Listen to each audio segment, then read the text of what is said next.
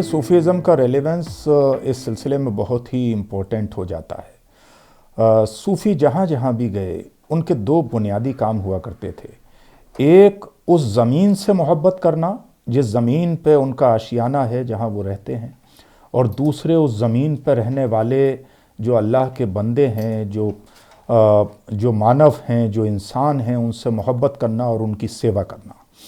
इन्हीं दो तरीक़े से वो अपने परमात्मा तक, अल्लाह तक, ईश्वर तक पहुँचने की कोशिश करते थे।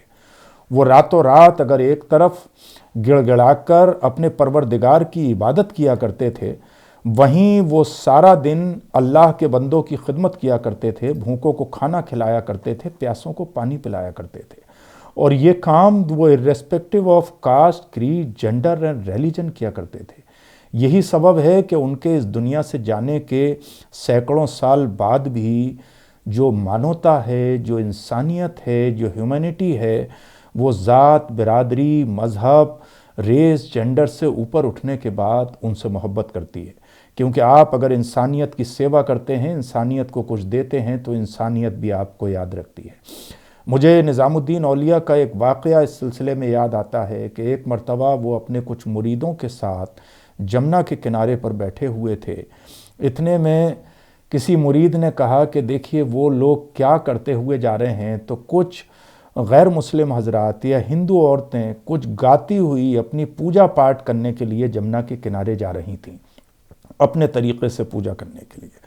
इतने में निज़ामुद्दीन औलिया ने फ़ारसी का एक बहुत खूबसूरत जुमला कहा उनको देखने के बाद कि हर कौम रास्त राहे दीने व क़िबला गाहे, यानी हर कम्युनिटी के लिए अपना एक क़िबला है, एक डायरेक्शन है, और उसका एक अपना धार्मिक रास्ता है, उसका एक अपना मजहबी रास्ता है। जो जिस अंदाज से भी खुदा को पुकारना चाहता है, खुदा तक पहुंचना चाहता है, वो तरीक़े अलग अलग हो सकते हैं। कुरान ने भी मुसालहत का रास्ता इख्तियार करते हुए लकुम दीनुकुम वलिय दीन फरमाया कि तुम्हारा दीन यानी तुम्हारा रास्ता तुम्हारे लिए है, हमारा रास्ता हमारे लिए है। लिहाजा सूफ़ियों का जो मैसेज है इंसानियत को जोड़ने के लिए, वो इंसान के दिलों पर नज़र करते हैं, उसकी नीयतों पर नज़र करते हैं कि उनके यहाँ पर जो इंसान आ रहा है वो उसे खाली हाथ वापस जाने के लिए नहीं देते।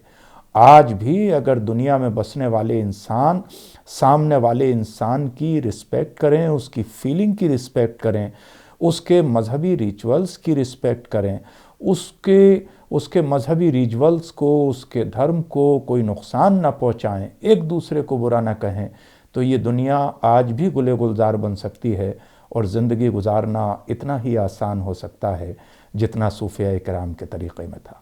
लिहाजा कल भी सूफिया इकराम का रेलेवेंस था को एग्जिस्टेंस को मजबूत करने के लिए, कल भी तसव्वुफ़ की मानवियत थी समाजी हम आहंगी कायम करने के लिए, आज भी है और इंशाअल्लाह कल भी रहेगी। और हमें ये कोशिश करना है कि हम सूफिया इकराम की तालीमात को, तसव्वुफ़ की तालीमात को, इंसानों को इंसानों से जोड़ने की और इंसानों को परमात्मा से जोड़ने की, यानी आत्मा को परमात्मा से जोड़ने की, और एक दूसरे से मोहब्बत करने के उस सबक को आगे बढ़ाएं जो सूफियों ने हमें दिया है।